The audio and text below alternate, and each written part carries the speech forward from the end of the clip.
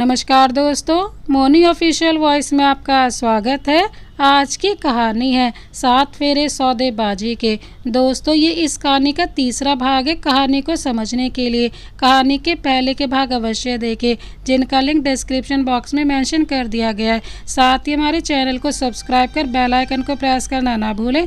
हम आपके लिए इस तरह की प्यार भरी कहानियाँ लाते रहते हैं। चलिए तो कहानी शुरू करते हैं। रघुवेंद्र पूजा से बोलता है, आपको अच्छा लगने लगा है मेरी बाहों में आना, इसलिए तो आप इतने नखरे करती हैं। इस वक्त पूजा उसकी सांसें अपने कानों पर महसूस कर पा रही थी। उसकी आंखें इस वक्त खुद ही बंद हो गई थी। रघुवेंद्र जब उससे थोड़ा दूर हटा तब उसने धीरे से अपनी आंखें खोली और एक गहरी सांस ली। रघुवेंद्र उसकी इस हरकत को देख रहा था और समझ भी रहा था। वह उसे ऐसे देखकर मुस्कुराने लगा। फिर रघुवेंद्र अपनी जगह पर जाकर बैठ गया और गाड़ी ड्राइव करने लगा। कुछ देर वह खामोश रहा, फिर कुछ सोचकर बोला, आज मैं नहीं चाहता कि आप बाहर बैठकर काम करें। मैं चाहता हूँ आप आज मेरे कैबिन में मेरे साथ काम करें, वरना मुझे कोई प्रॉब्लम नहीं है आपको अपनी बाहों में उठाने में। नहीं, आप ऐसा नहीं कर सकते, वहाँ सब लोग होंगे। रघुवेंद्र की बात सुनकर पूजा उसकी ओर देख कर बोली। पूजा इस तरह से चौंक कर बोली मानो अभी रघुवेंद्र उसे अपनी बाहों में उठाने वाला हो। वैसे मैं ये कर सकता हूँ, वैसे भी आप मेरी वाइफ हैं, तो किसी को क्या प्रॉब्लम होगी मेरे आपको बाहों में उठाने से। और हाँ, अभी आराम से बैठ जाइए, क्योंकि अभी नहीं उठाने वाला मैं आपको अपनी बाहों में। इतनी दूर से ऑफिस तक मैं आपको अपनी गोद में उठाकर नहीं लेकर जा सकता। वैसे भी बहुत भारी हैं आप, आपको उठाते उठाते कहीं मेरी कमर ही ना टूट जाए। रघुवेंद्र अपने दांतों से अपनी निचले होंठ काटते हुए पूजा से बोला। रघुवेंद्र की इस बात पर पूजा उसे बस हैरानी से देखने लगी। वह कुछ भी नहीं बोली। जब पूजा की तरफ से उसे कोई प्रतिक्रिया नहीं मिली तो वह फिर से बोला, अब तुम मुझे ऐसे क्यों घूर रही हो और तुम हर वक्त मुझे ऐसे क्यों घूरती रहती हो। ऐसा न देखा कीजिए हमें जान, कहीं आपको हमसे प्यार ना हो जाए। अगर आपको हमसे प्यार हो गया तो इस नफरत का क्या करेंगी आप। पूजा उसकी बात से चिढ़ गई और बोली, पहले तो आप मुझसे जान कहना बंद कीजिए, क्योंकि मैं आपकी कुछ भी नहीं लगती। और दूसरी बात, मेरी यह नफरत आपके लिए हमेशा ऐसे ही बरकरार रहेगी। अपनी इस नफरत को मैं कभी नहीं भूलूंगी। देखते हैं आप कैसे हमसे प्यार नहीं करती। यह बोलकर रघुवेंद्र मुस्कुरा दिया। पूजा ने भी उसकी ओर से मुंह फेर लिया। कुछ देर बाद वह लोग ऑफिस पहुंच चुके थे। आज पूजा सीधे जाकर रघुवेंद्र के कैबिन में ही चली गई। अंदर जाकर उसने देखा उसके लिए भी एक जगह पर चेयर और टेबल रखी हुई थी। टेबल के ऊपर एक लैपटॉप भी रखा हुआ था। पूजा के पीछे पीछे रघुवेंद्र भी अंदर आ गया और वह उस टेबल की ओर इशारा करते हुए बोला, आज के बाद तुम यहीं बैठकर काम करोगी और यह नया लैपटॉप भी तुम्हारा है, इसी से काम करोगी तुम आज के बाद। उसकी बात सुनकर पूजा चुपचाप अपनी जगह पर बैठ गई और लैपटॉप खोलकर देखने लगी। रघुवेंद्र ने भी एक नज़र पूजा की ओर देखा और फिर अपने काम में लग गया। रघुवेंद्र अपना काम कर रहा था। अब रघुवेंद्र पूजा को सताने का एक भी मौका नहीं छोड़ता था। पूजा जब उसकी कोई बात नहीं मानती तो वह या तो उसे जान बोल देता या फिर अपनी बाहों में उठा लेता, जिस वजह से पूजा को उसकी बातें माननी पड़ती। शायद रघुवेंद्र को भी अब पूजा के साथ रहना अच्छा लगने लगा था। उसे उसकी आदत पड़ने लगी थी, जिस वजह से वह हर वक्त पूजा को अपने आसपास रहने को ही कहता था।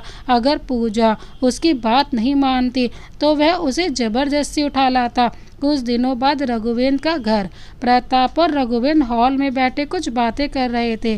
तभी उनके घर में काम करने वाली एक औरत, जिसकी उम्र लगभग 50 साल के आसपास होगी, वह उन दोनों के लिए कॉफ़ी लेकर आती है और बोलती है, रघुवेंद्र बेटा, लीजिए आप लोगों की कॉफ़ी। जी काकी, आप यहीं रख दीजिए कॉफ़ी। और काकी, प्रताप भी लंच हमारे साथ ही करेगा। रघुवेंद्र उस औरत से बोला, ठीक है बेटा, हम लंच तैयार करवाते हैं, आप लोग बातें कीजिए, मैं थोड़ी देर में लंच तैयार करके आती हूँ। वह औरत रघुवेंद्र से बोली और वहाँ से चली गई। रघुवेंद्र की बात सुनकर पूजा उस औरत से बोली, प्रेमा काकी, आज का खाना मैं बनाऊंगी, आप सारी तैयारी करवा दीजिए, मैं अभी आती हूँ। और अपने कमरे में चली गई। क्या बात है यार, आज भाभी खुद खाना बनाएंगी, लगता है तुझे माफ़ कर चुकी है वह। प्रताप रघुवेंद्र से बोला, कोई माफ़ वाफ नहीं किया है उन्होंने मुझे, लगता है आज कुछ और ही इरादा है, कहीं मुझे जहर तो नहीं देने वाली खाने के साथ। रघुवेंद्र मुस्कुराते हुए बोला, कुछ भी बोलता है तू, भला भाभी तुझे क्यों जहर देने लगी। प्रताप रघुवेंद्र से बोला, अब मैंने काम ही ऐसा किया है, ये करना तो बनता है उनका भी। रघुवेंद्र मुस्कुराते हुए बोला, लगता है मेरा भाई प्यार करने लगा है भाभी से।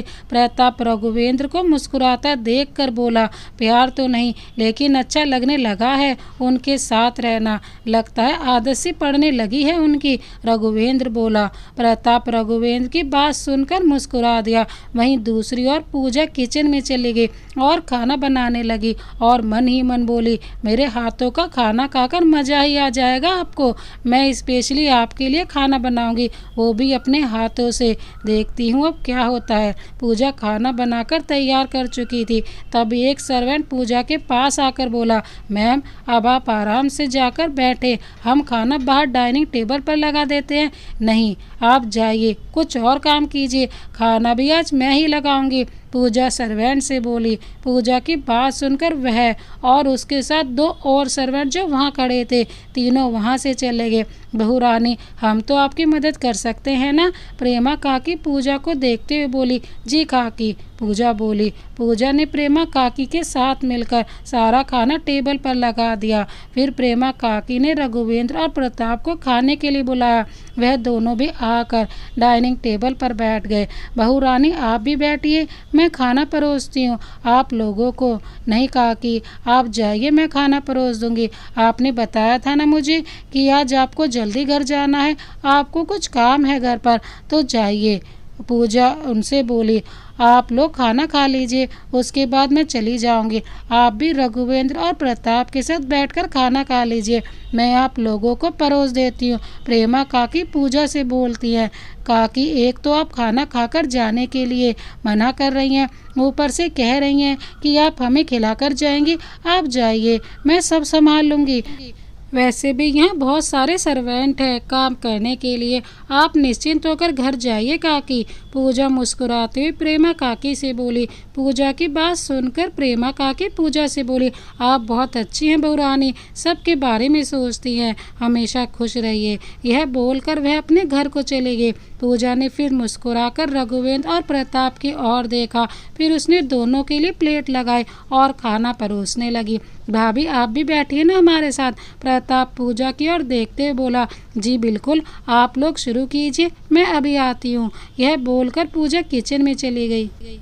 यार ये आज इतनी ज़्यादा स्वीट क्यों हो रही है, मुझे तो डर लग रहा है इससे। रघुवेंद्र प्रताप की ओर देखते हुए बोला, तू भी ना यार कुछ भी सोचता है। प्रताप रघुवेंद्र से बोला। कुछ देर बाद पूजा एक ट्रे में 3 कटोरियाँ रखकर वहाँ आ गई। अब ये क्या लाई आई भाभी जी, यार पहले ही इतना कुछ रखा है, आपने फिर से एक और डिश। प्रताप पूजा से बोला, हाँ वो मैं ये रखना भूल गई थी। यह बोलते ही पूजा ने रघुवेंद्र और प्रताप के सामने एक एक कटोरी बढ़ा दी। वाह भाभी, शाही पनीर, लगता है आपको बहुत कुछ बनाना आता है।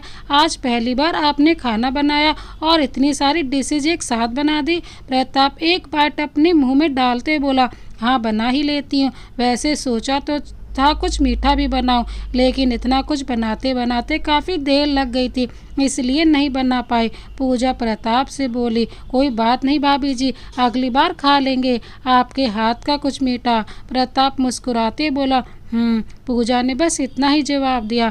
रघुवेंद्र उन दोनों को देख रहा था, लेकिन वह कुछ बोला नहीं। अब पूजा और प्रताप की बातें भी खत्म हो चुकी थी, तो रघुवेंद्र ने भी उन पर से अपना ध्यान हटा लिया और खाने की ओर अपना ध्यान लगा दिया।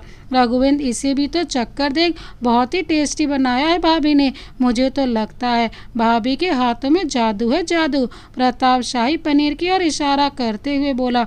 रघुवेंद्र जवाब में बस मुस्कुरा दिया और उसने एक चम्मच शाही पनीर उठाकर अपने मुंह में डाला, लेकिन उसे खाते उसका मुंह जैसे जलने लगा, बहुत ही तेज मिर्ची थी उसमें। रघुवेंद्र का मुंह मिर्ची से जलने लगा। उसे बहुत तेज मिर्च लग रही थी। तभी प्रताप बोला, अच्छा है ना? प्रताप उसकी ओर मुस्कुराते हुए बोला। रघुवेंद्र ने जवाब में सिर्फ अपना सिर हिला दिया, क्योंकि उसका मुंह खुल ही नहीं रहा था। उसे बहुत तेज मिर्च लग रही थी। प्रताप ने भी उसकी ओर ज़्यादा ध्यान नहीं दिया। वह मज़े से अपना खाना खत्म करने में लग गया। रघुवेंद्र ने एक चम्मच सब्जी फिर से अपने मुंह में डाल दी। इस बार उसकी आंखों से कुछ बूंदें आंसू की निकलकर उसके गालों तक पहुंच गई। उसने जल्दी से अपनी आंखें साफ की और फिर से खाने लगा। पूजा उसे देखकर मुस्कुराई और मन ही मन सोचने लगी, जब आप दूसरों को तकलीफ देते हैं तो उसे भी ऐसे ही दर्द होता है। आपके दिए गए दर्द के सामने ये बहुत कम है। आप इस तकलीफ से बच सकते हैं इस सब्जी को छोड़कर, लेकिन मेरी यह तकलीफ जिंदगी भर की है जो आपने मुझे दी है। सिर्फ 1 साल के लिए आपने मुझसे शादी की है। अगर यह बात मेरे माँ पापा को पता चलेगी तो उन्हें कितना दुख होगा। आपने एक बार भी नहीं सोचा कि आपके एक फैसले की वजह से मेरी ज़िंदगी तहस नहस हो सकती है। यह सोचते हुए वह रघुवेंद्र को देखने लगी। इतनी मिर्ची लगने के बाद भी रघुवेंद्र ने वह पूरी कटोरी सब्जी की पूजा को देखते हुए खत्म कर ली। अब तक प्रताप ने भी अपना खाना खत्म कर लिया था और वह बोला, थैंक यू भाभी आज के खाने के लिए। और रघुवेंद्र भी, अभी मैं चलता हूँ, घर पर कुछ काम है, कल ऑफिस में मिलते हैं। यह बोलकर प्रताप भी वहाँ से चला गया। प्रताप के जाने के बाद रघुवेंद्र भागकर अपने कमरे में चला गया। पूजा भी उसके पीछे पीछे कमरे की ओर चली गई। जैसे ही पूजा कमरे में पहुंची तो वह रघुवेंद्र को देखकर दंग रह गई। शायद रघुवेंद्र को बहुत ज़्यादा मिर्ची लग गई थी, जिस वजह से वह सांस भी नहीं ले पा रहा था। उसकी सांस उखड़ने लगी थी, उसकी आंखों से आंसू बह रहे थे और उसकी आंखें पूरी तरह लाल हो चुकी थी। पूजा उसे देखकर भागकर उसके पास आई। रघुवेंद्र ने एक नज़र उसकी ओर देखा और फिर बेड पर जाकर बैठ गया। पूजा उसकी हालत देखकर परेशान हो गई और भागकर किचन में गई। कुछ देर बाद पूजा किचन से अपने साथ एक कटोरी में दही और चीनी के साथ वापस आई और बोली, जल्दी से मुंह खोलिए, क्या और थोड़ी मिर्ची खिलाने का इरादा है क्या?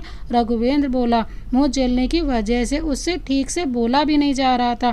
प्लीज़ खोलिए ना, पूजा फिर से बोली। पूजा की बात सुनकर रघुवेंद्र ने अपना मुंह खोल दिया और पूजा ने उसे 1 चम्मच दही खिलाया। दही की वजह से उसे थोड़ी राहत मिली, लेकिन फिर भी उसका मुंह बहुत ही जल रहा था। और खाइए थोड़ा, पूजा फिर से बोली और उसे दही खिलाने लगी। दही की वजह से उसके मुंह की जलन तो थोड़ी ठीक हो गई थी, लेकिन पूजा ने देखा कि उसके पूरे मुंह में छाले पड़ गए हैं। पूजा ने पहले तो अपना फ़ोन उठाया और झट से डॉक्टर को फ़ोन करके बुला लिया और फिर वह रघुवेंद्र से बोली, आपको पता था उसमें मिर्ची हैं, तो फिर आपने पूरा क्यों खाया वो?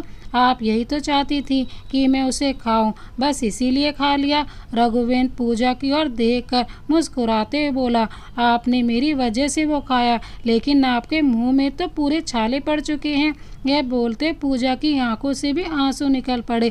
अरे अब तू क्यों आंसू बहाने लगी? अब जलन काफ़ी ठीक है मेरे मुंह की। रघुवेंद्र पूजा से बोला, मेरी वजह से आपको इतनी तकलीफ हुई, बस इसलिए? पूजा बोली। पूजा की बात सुनकर रघुवेंद्र कुछ नहीं बोला, वह बस मुस्कुरा दिया। इतने में डॉक्टर भी वहां आ चुका था। डॉक्टर ने रघुवेंद्र के मुंह के छालों को देखा और बोला, क्या खाया था आपने? कहीं आपने ज़्यादा तीखा खाना तो नहीं खा लिया? रघुवेंद्र, आपको पता है कि आपको मिर्ची से एलर्जी है, तो फिर आप इतनी लापरवाही कैसे कर सकते हैं? मैंने आपको मिर्ची खाने से बिल्कुल मना किया है, बस आज थोड़ा मन किया मसालेदार खाने का तो खा लिया और देखिए मेरे मुंह की ये हालत हो गई। लेकिन आई प्रॉमिस यू, आज के बाद मैं मिर्ची या मसालेदार खाना नहीं खाऊंगा। रघुवेंद्र डॉक्टर की ओर देखते हुए बोला, ठीक है, मैं कुछ दवाइयाँ लिख देता हूँ, तुम उन्हें ले लेना। 1-2 दिन में तुम्हारे मुंह के छाले ठीक हो जाएंगे और आगे से ध्यान रखना कि ऐसी लापरवाही ना हो, डॉक्टर ने रघुवेंद्र से कहा और वह कुछ दवाइयाँ लिखकर वहाँ से चला गया। पूजा अब बस रघुवेंद्र की ओर देखे जा रही थी। जब रघुवेंद्र ने पूजा की ओर देखा कि वह तब से उसी की ओर देखे जा रही है, तो वह बोला, क्या बात है, इस तरह से क्यों देख रही हैं आप मुझे? कहीं आपका दिल तो नहीं आ गया मुझ पर? रघुवेंद्र मुस्कुराते हुए यह बोल रहा था। रघुवेंद्र की बात सुनकर पूजा कुछ नहीं बोली, बस उसकी आंखों से आंसू बहने लगे और वह भाग कर रघुवेंद्र के गले से जा लगी। रघुवेंद्र को उससे इस चीज की उम्मीद नहीं थी। वह कुछ समझ नहीं पाया और पूजा को देखने लगा। जब काफी देर हो गई तब पूजा को समझ आया कि उसने क्या किया और वह झट से रघुवेंद्र से दूर हुई और बोली, वो आप प्लीज़ माफ़ मुझे। अब रघुवेंद्र ने देखा कि पूजा बोलते हुए अटक रही है तो वह बोला, कहिए क्या कहना चाहती हैं आप? वो मैं कहना चाहती थी कि प्लीज़ आप मुझे माफ़ कर दीजिए मेरी गलती के लिए। मुझे नहीं पता था कि आपको एलर्जी है मसालेदार खाने से, और जब आपको पता था कि आपको वो खाना नहीं चाहिए था। पूजा रघुवेंद्र से नज़रें चुराते हुए बोली, चलिए मैंने आपको माफ़ किया, लेकिन पहले एक बार मेरी और तो देखिए, क्यों मुझसे नज़रें चुरा रही हैं? रघुवेंद्र पूजा की हालत देखकर बोला, वो मुझे थोड़ा काम है, आप आराम कीजिए। यह बोलकर पूजा वहाँ से भाग गई और दूसरे कमरे में जाकर वहाँ बेड पर बैठ गई। इस वक्त पूजा की सांसें बहुत ही तेज़ी से चल रही थी। रघुवेंद्र की करीबी से उसकी धड़कनें तेज हो चुकी थी। फिर उसने एकदम से अपनी आंखें बंद कर ली और बोली, क्या सोच रहे होंगे वो मेरे बारे में? मैं जानती हूँ हमारी शादी एक कॉन्ट्रैक्ट है और 1 साल बाद वो ख़त्म हो जाएगी, तो मैं कैसे उनके करीब जा सकती हूँ? आगे से मुझे ध्यान रखना होगा और खुद पर नियंत्रण भी रखना होगा। फिर पूजा ने गहरी सांस ली और वहाँ से चली गई। तभी एक सर्वेंट ने लाकर उसे रघुवेंद्र की दवा दी। पूजा वह दवा और पानी लेकर रघुवेंद्र के पास गई, उसे दवा दी और आराम करने का बोलकर वहां से चली गई। पूजा के जाने के बाद रघुवेंद्र अपने मन में ही सोचने लगा, पता नहीं जब तुम मेरे करीब आती हो मुझे क्या होने लगता है। बड़ी मुश्किल से मैंने खुद पर नियंत्रण रखा, क्योंकि अगर मैं तुम्हें उस वक्त पकड़ लेता तो शायद फिर मेरा खुद पर से नियंत्रण छूट जाता।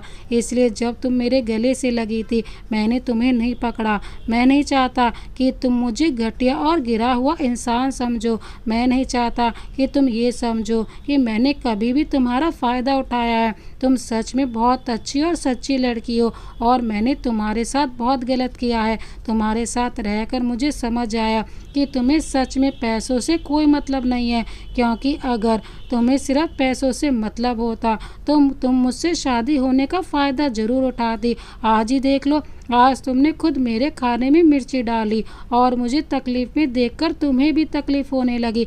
यही देखकर मैं कह सकता हूँ कि तुम एक बहुत ही अच्छी इंसान हो। तुम किसी को तकलीफ़ में नहीं देख सकती और मैंने बहुत तकलीफ़ दी है तुम्हें पूजा। अब मैं ही तुम्हारी सारी तकलीफ़ों को दूर करूँगा। तुम्हें खुश रहने की जिम्मेदारी अब मेरी है। कुछ दिनों बाद रघुवेंद्र का ऑफिस। पूजा जैसे ही रघुवेंद्र के कैबिन में जाने को बढ़ी, किसी ने पीछे से उसे गले लगा लिया। पूजा उसकी यह हरकत देखकर मुस्कुराने लगी और बोली, क्या बात है, आज बड़ा प्यार आ रहा है मुझ पर।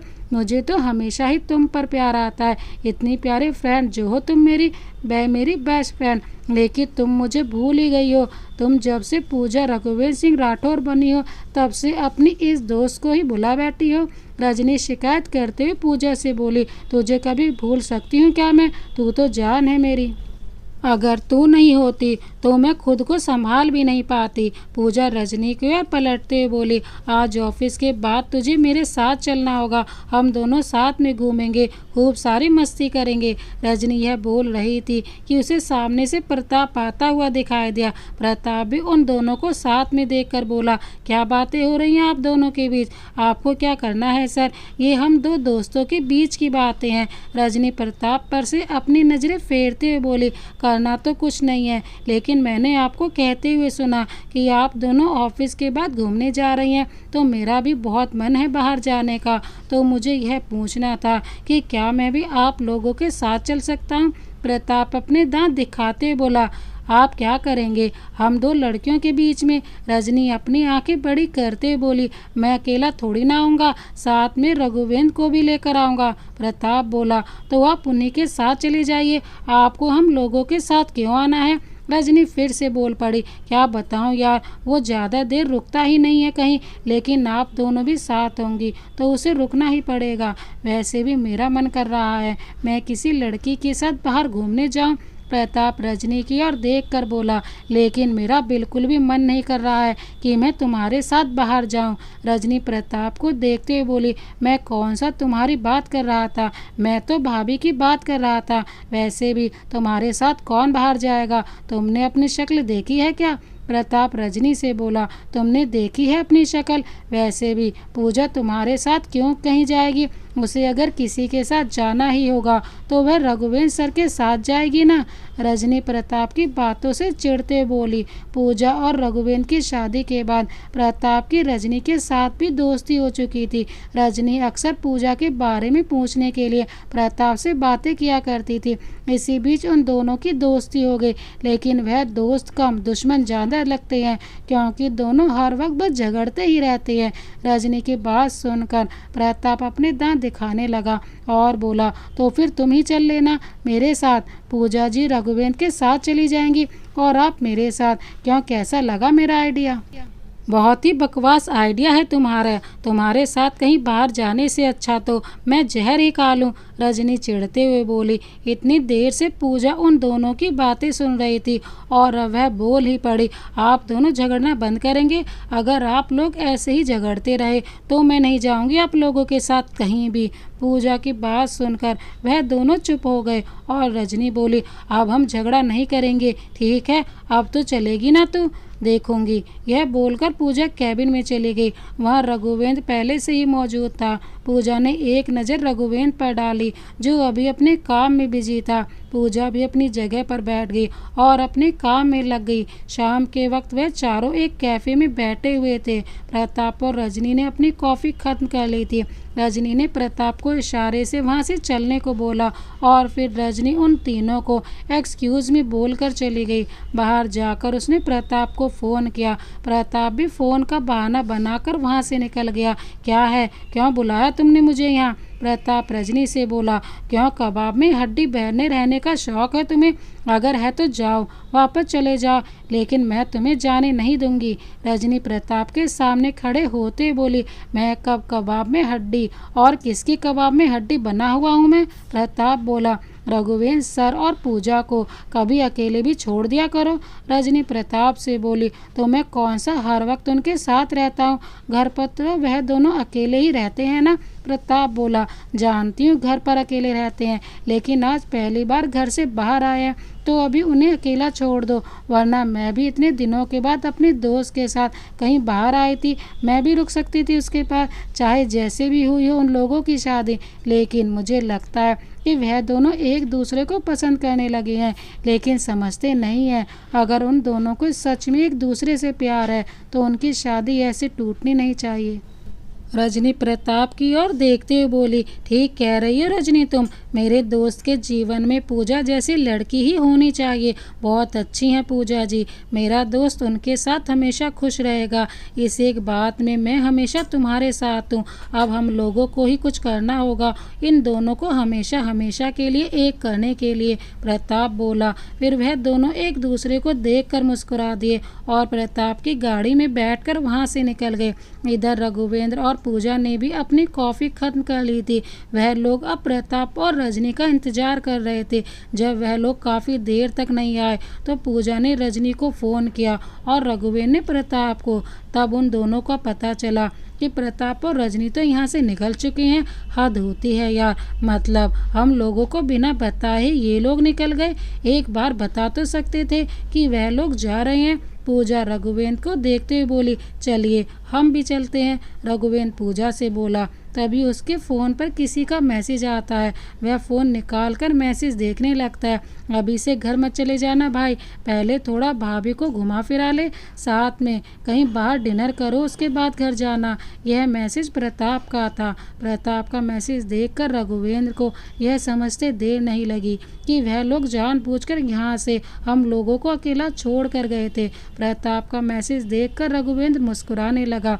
अब आप यहाँ खड़े रहकर मुस्कुराते रहने वाले हैं या फिर यहाँ से चलने भी वाले हैं। पूजा रघुवेंद्र को मुस्कुराता हुआ देखकर बोली, चलिए। रघुवेंद्र बाहर की ओर इशारा करते हुए बोला। फिर वह दोनों वहाँ से चले गए। रघुवेंद्र सड़क पर गाड़ी भगा रहा था। जब पूजा को लगा कि यह घर वाला रास्ता नहीं है तो वह बोल पड़ी, हम लोग कहाँ जा रहे हैं? क्योंकि यह रास्ता तो घर नहीं जाता। क्योंकि हम लोग घर नहीं जा रहे हैं अभी। मैं तुमसे पूछना चाहता था कि क्या तुम मेरे साथ लॉन्ग ड्राइव पर चलोगी? रघुवेंद्र ने पूजा की ओर देखकर मुस्कुराते हुए कहा। पूजा कुछ समझ नहीं पाई। वह रघुवेंद्र का चेहरा देखने लगी, जैसे वह उसका चेहरा पढ़कर कुछ समझने की कोशिश कर रही हो। अब आप मुझे इस तरह से क्यों देखने लगी हैं? मैंने आपसे पूछा, क्या आप मेरे साथ चलेंगी? जहाँ मैं ले चलूँ वहाँ? पूजा ने मुंह से कुछ नहीं कहा। उसने हाँ में अपना सिर हिला दिया। रघुवेंद्र भी पूजा को देखकर मुस्कुरा दिया। कुछ देर तक उनके बीच यूं ही खामोशी बनी रही। फिर रघुवेंद्र ने गाना चला दिया। उस वक्त गाना बज रहा था, मैंने छानी इश्क की गली, बस तेरी आहटें मिली। मैंने जहाँ चाहूँ ना तुझे, पर मेरी एक ना चली। इश्क में निगाहों को मिलती हैं बारिशें, फिर भी क्यों कर रहा दिल तेरी ख्वाहिशें। इस बार रघुवेंद्र की नज़र पूजा पर थी। वह गाड़ी ड्राइव करते हुए कभी पूजा को देख रहा था तो कभी सामने की ओर देख रहा था। और पूजा ने नज़रें इस वक्त बाहर की ओर की थी, जैसे वह महसूस कर रही हो उस गाने के हर एक बोल को और साथ में मंद मंद बहती हवा के झोंकों को जो उसकी लटों को छूकर गुजर रही थी। उसने धीरे से अपनी आंखें बंद कर ली और एक गहरी सांस लेकर उस पल को महसूस करने लगी। कितनी मासूम हो तुम, कितनी प्यारी सी हो तुम। दिल करता है तुम्हें अपनी बाहों में भर लूं। रघुवेंद्र पूजा को देखकर सोचने लगा। उसके मन में पूजा के लिए एहसास जागने लगे थे। गाना आगे बढ़ा। दिल मेरी ना सुने, दिल की मैं ना सुनूं। दिल मेरी ना सुने, दिल का मैं क्या करूं। गाने के बोल सुनकर रघुवेंद्र अपना एक हाथ अपने दिल पर रखकर सोचने लगा, लगता है मेरा दिल भी मेरी नहीं सुनने वाला। शायद इसे अब तुमसे मोहब्बत होने लगी है। लग रहा है मेरा दिल मुझसे ही बगावत करने लगा है। यह सोचकर वह मुस्कुराने लगा और उसने अपना हाथ अपने सीने पर से हटा लिया।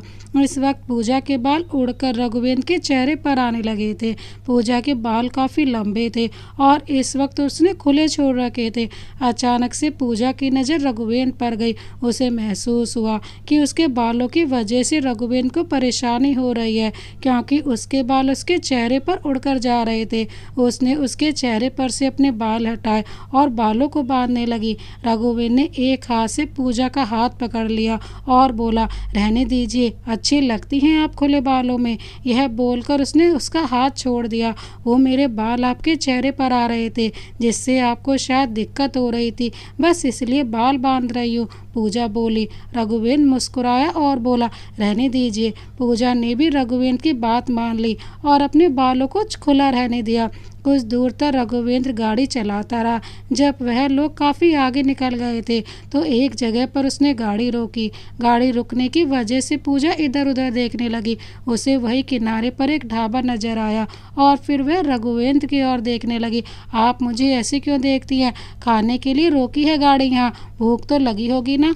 रघुवेंद्र पूजा की ओर देखकर मुस्कुराते हुए बोला। हाँ, पूजा बोली और फिर वह भी मुस्कुरा दी। रघुवेंद्र और पूजा दोनों ही ढाबे के अंदर चले गए और एक कोने पर लगी टेबल पर बैठ गए। रघुवेंद्र ने उन दोनों के लिए खाना ऑर्डर किया। कुछ देर बाद उन लोगों का खाना भी आ चुका था।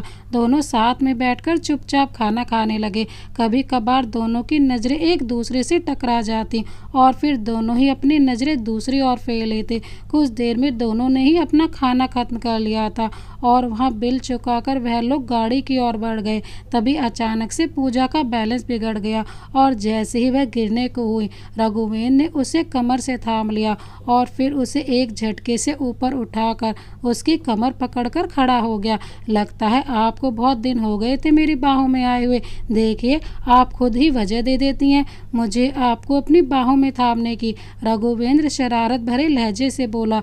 रघुवेंद्र रघुवेंद्र की बात सुनकर पूजा की शर्म से नजरें झुक गई। तभी रघुवेंद्र का फ़ोन बजा और उसने पूजा को छोड़ दिया। रघुवेंद्र ने फ़ोन उठाया लेकिन वहाँ नेटवर्क नहीं मिल रहा था, तो वह थोड़ा आगे बढ़ गया और फ़ोन पर बात करने लगा। तभी वहाँ से कुछ आवारा किस्म के लड़के गुजर रहे थे। पूजा को देखकर उनमें से एक बोला, क्यों जाने मन, यहाँ अकेली क्यों खड़ी हो? चाहो तो हमारे साथ चल सकती हो, पूरे मज़े देंगे तुम्हें हम। तुम लोगों को शर्म नहीं आती एक लड़की से इस तरह बात करने में? पूजा उन लोगों की ओर गुस्से से देखती हुए बोली, नहीं आती जाने मन, और शर्म तो तुम्हें आनी चाहिए। इस तरह रात में अकेले रोड पर खड़े होते हुए, पहले तो रात में घर से बाहर घूमती हो और किसी ने छेड़ दिया तो बोलोगी इसमें तुम्हारी क्या गलती? अगर इतनी रात में तुम बाहर नहीं घूमती तो कोई तुम्हें छेड़ने तुम्हारे घर तो नहीं आता ना? उनमें से एक लड़का पूजा से बोला और फिर एक लड़के ने उसकी ओर अपना हाथ बढ़ा दिया। तभी उस लड़के को एक जोर का मुक्का लगा और वह दूर जाकर गिरा। पूजा ने अपने बगल में देखा तो उसके बगल में रघुवेंद्र खड़ा था और वह गुस्से से उन लड़कों को देखते हुए बोला, हिम्मत कैसे हुई तुम लोगों की मेरी पत्नी के साथ बदतमीजी करने की? जानती भी हो किसकी पत्नी है ये? मेरी, रघुवेंद्र सिंह राठौर की। और तुमने इसके साथ बदतमीजी करने की कोशिश की है, इसकी सज़ा तुम लोगों को ज़रूर मिलेगी। यह कहकर उसने पुलिस को फ़ोन लगा दिया। पुलिस तो तुम्हें फिर लेकर जाएगी, लेकिन इससे पहले तुम्हें सबक सिखाना बहुत ज़रूरी है। रघुवेंद्र उन चारों लड़कों की ओर देखते हुए बोला। फिर उसने पूजा की ओर इशारा किया। पूजा ने उन चारों के गाल पर एक एक जोरदार थप्पड़ जड़ दिया और फिर रघुवेंद्र ने उन पर मुक्कों की बरसात कर दी। वह लोग हाथ जोड़कर पूजा और रघुवेंद्र से माफ़ी मांगने लगे और बोलने लगे कि आज के बाद वह किसी भी लड़की की ओर देखेंगे तक नहीं। कुछ देर बाद पुलिस वहां आई और चारों लड़कों को वहां से लेकर चली गई।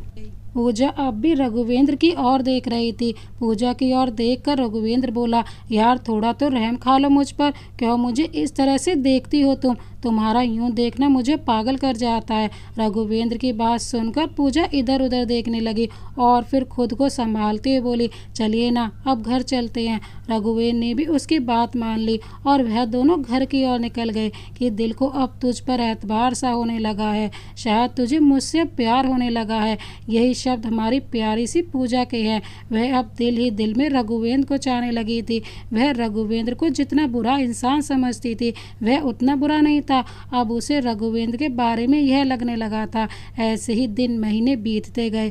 पूजा भी अब रघुवेंद्र को कुछ कुछ समझने लगी थी और इसी बीच प्रताप और रजनी की दोस्ती भी गहरी होती चली गई। दोस्ती की उनके रिश्ते को प्यार का नाम देना ज़्यादा बेहतर होगा। प्रताप और रजनी भी अब दिल ही दिल में एक दूसरे को पसंद करने लगे थे। वह दोनों अब एक दूसरे से घंटों बात किया करते थे। लेकिन हमारे रघुवेंद्र और पूजा है, उनकी गाड़ी तो आगे बढ़ने का नाम ही नहीं ले रही। पूजा तो रघुवेंद्र को पसंद करती थी, शायद अब रघुवेंद्र भी पूजा को पसंद करने लगा था। तभी तो पूजा के बिना उसका मन ही नहीं लगता था। लेकिन बातें अब भी उन दोनों के बीच कम ही हुआ करती थी। लेकिन किसी न किसी बहाने रघुवेंद्र पूजा को कभी न कभी अपनी बाहों में उठा ही लेता था और पूजा की शर्म से नजरें झुक जाया करती थी। ऐसे ही उनकी शादी को 7 महीने बीत चुके थे और आज था हमारी प्यारी पूजा का जन्मदिन, लेकिन सुबह से उसे किसी ने भी विश नहीं किया था। यहाँ तक कि उसकी सबसे अच्छी दोस्त रजनी ने भी उसे जन्मदिन विश नहीं किया। रघुवेंद्र तो आज सुबह जल्दी उठकर ही ऑफिस के लिए निकल गया था। रघुवेंद्र से तो उसे उम्मीद भी नहीं थी कि उसे उसके जन्मदिन के बारे में कुछ पता भी होगा। लेकिन उसके मम्मी पापा भाई उसकी बेस्ट फ्रेंड किसी ने भी उसे विश नहीं किया। उसे इस बात का दुख था। पूजा भी भारी मन से ऑफिस के लिए तैयार हुई और निकल गई। घर से बाहर एक ड्राइवर गाड़ी लेकर उसका इंतजार कर रहा था। पूजा को देखते ही वह गाड़ी का दरवाज़ा खोलते बोला, आइए मैम बैठिए, मैं खुद चली जाऊंगी, तुम रहने दो। पूजा उस ड्राइवर से बोली, मैम रघुवेंद्र सर का ऑर्डर है कि मैं आपको ऑफिस तक छोड़ने आऊँ। अगर उन्हें पता चल गया कि आप टैक्सी लेकर ऑफिस आई हैं तो वह मुझे नौकरी से निकाल देंगे। प्लीज़ मैम समझने की कोशिश कीजिए। दोस्तों इस कहानी को यहाँ तक देखने के लिए आपका बहुत बहुत धन्यवाद। इस कहानी को आगे देखने के लिए इस कहानी का चौथा भाग देखना ना भूलें, जिसका लिंक डिस्क्रिप्शन बॉक्स में मेंशन कर दिया जाएगा। क्या पूजा रघुवेंद्र को पति का दर्जा दे पाएगी? देखने के लिए देखिए इस कहानी का भाग 4 और जल्द ही हमारे चैनल को सब्सक्राइब कर बेल आइकन को प्रेस करना ना भूलें। मिलते हैं एक और नई प्यार भरी कहानी के साथ। Thank you so much. Vande Mataram.